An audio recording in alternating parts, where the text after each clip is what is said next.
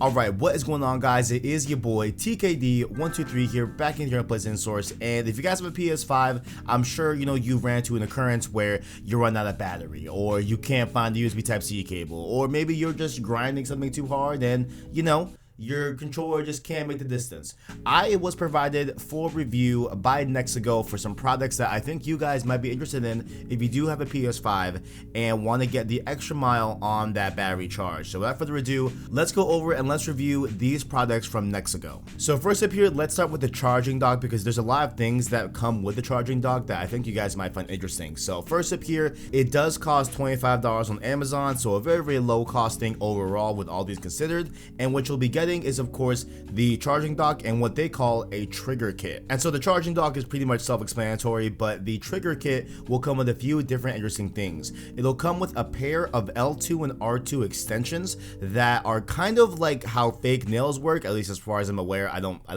wear fake nails, but I imagine this is kind of what they're like, I think. I don't know. But they look like fake nails that you put onto the actual L2 and R2 of your controllers. So they go over the top of them, and they're meant to extend the actual reach of the L2 and R2 controllers on your DualSense. And you have two different sizes to fit your best comfort. You also have thumbstick extenders that come with the trigger kit as well. So these come in a pair as well. So you have a lot of different ways to customize the overall kind of form and fit that you want to do with your thumbsticks and your triggers. But the thumbsticks come with two different heights. I was using the higher one, honestly, because I felt that the ones that were a little bit shorter kind of were a little bit pointless. Like, they offered you a little bit more reach, but not that much. But if you like those thumbsticks a little bit shorter, you can of course do the shorter thumbsticks as well. So of course, really, with every mod that you do on your controller, there is going to be a whole time where you're kind of getting used to it, you're kind of adjusting to it. And I had a little bit of that, but I had already been using Control Freaks, so I'm already used to the thumbsticks being a little bit higher than what they usually are by default. But the real kind of I think something that didn't really work for me that well was those trigger extensions that I talked about early on. So these extensions I felt were a little bit pointless. Like, I kind of get the overall point of them, which they do allow you to just have more surface area to hit the trigger and everything. I just felt that, this just maybe the way I grip my controller, maybe the way I hold it, maybe just the size of my hands. I'm not sure what the deal is, but I did not find those triggers that useful. I found them kind of annoying and kind of definitely got in the way. I found the ones that were shorter a little bit better, but the longer ones definitely I was not feeling overall, you know what I'm saying? So those I did not think were the best fits as well, but ones that I did thought were great were those thumbsticks extenders, as you guys may probably already be aware of, but just in case you don't, the thumbstick, if you have a taller thumbstick, you're able to apply less force and less movement to the stick to be able to move it in a different direction, thus allowing you to make more precise aiming changes on your right stick specifically if it is taller than the regular kind of default lower thumbstick overall height, you know what I'm saying? So it definitely has benefits for you for sure. If you are a big FPS person, it's definitely going to see a lot of benefits in your aiming and everything, and I personally really enjoyed it. I thought it was a very good fit for me personally, and thought that it was definitely worth it, and just a nice bonus because of course the main pull of this whole thing is that charging dock. This charging dock has been added to my setup now officially. I really like it. It has a very clear display that shows the controller 1, controller 2, controller 1's in the front, controller 2's in the back, and all you do is you put your DualSense on the connectors and boom, you're charging. It'll do a red icon for whichever port that you have your DualSense on until it is full, and then it'll be green and you're good to go. It's a very simple thing, very easy. I'm a really big stickler for just simplicity. I like things that are very much simple to just initiate and just charge. You know what I'm saying? So definitely really think this dock is a very good thing, and for $25 honestly you get a really good charging dock. Not so great trigger extensions, but very good thumbstick extenders overall. So I say for the price, I think it's definitely worth it for me personally, and definitely feel like it'll be worth your while if you're in the market for a PS5 charging dock and or thumbstick extensions. But let's go into that battery pack. So the battery pack does cost $18 on Amazon, so you know, just a little bit under the 25, but definitely when you're pairing these two, I think you're definitely getting in the $30 and $40 ranges of both of these combined.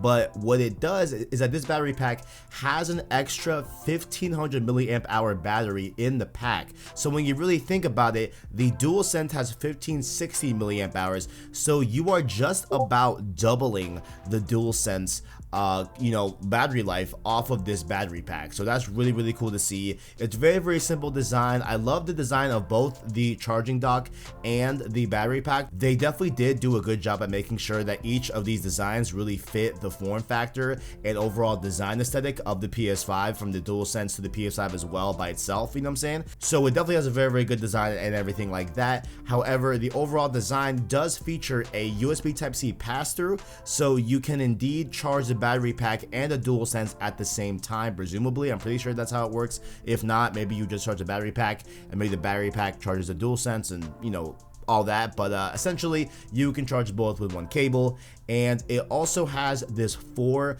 blue LED light system where each light is 25% of the battery pack's battery. So of course, when 2 are lit up, it's 50%.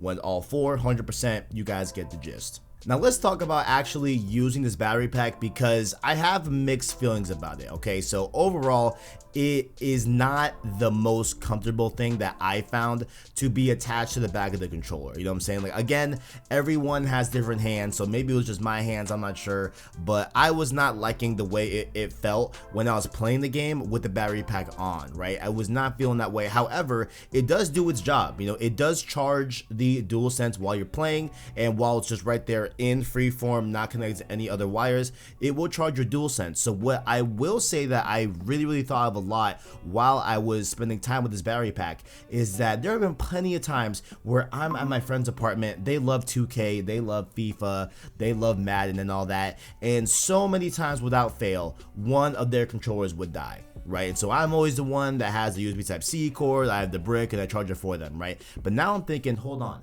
I can pack the battery pack in my backpack, and whenever they need to charge their DualSense, I can give them the battery pack, and they can keep playing uninterrupted thanks to the battery pack charging the DualSense. So I think that that could be a very real good application for this battery pack that I think is going to be very helpful for a lot of people. I just don't think that it would be the best way to use this battery pack for having it always on your DualSense. I think maybe if you get used to it, then sure, but just for me personally, I wouldn't like this battery pack on my DualSense all the time. But definitely as a saving grace, I think it could be very much worth your while. And for 18 bucks, why not? If you got 20 bucks to spare, why not just, you know, help out the homies and be able to charge their DualSenses as well. So overall, huge thanks to Nexigo for providing me with these two products. Ultimately, I think they're very much worth the price and everything. Although I didn't love the trigger extensions on the charging dock whole thing,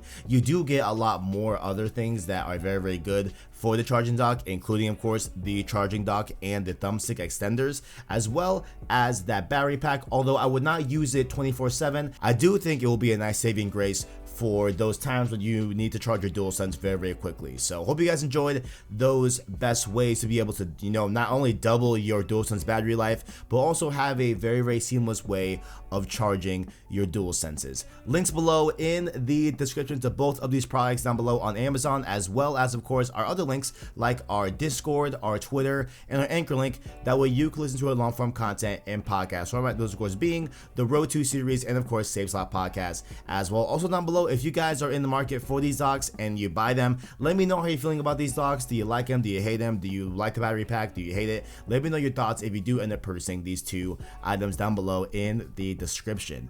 Like the video if you enjoyed it, as well as hit subscribe to PlayStation Source to keep up with the latest and greatest in PlayStation. Thank you all for watching, and as always, greatness awaits.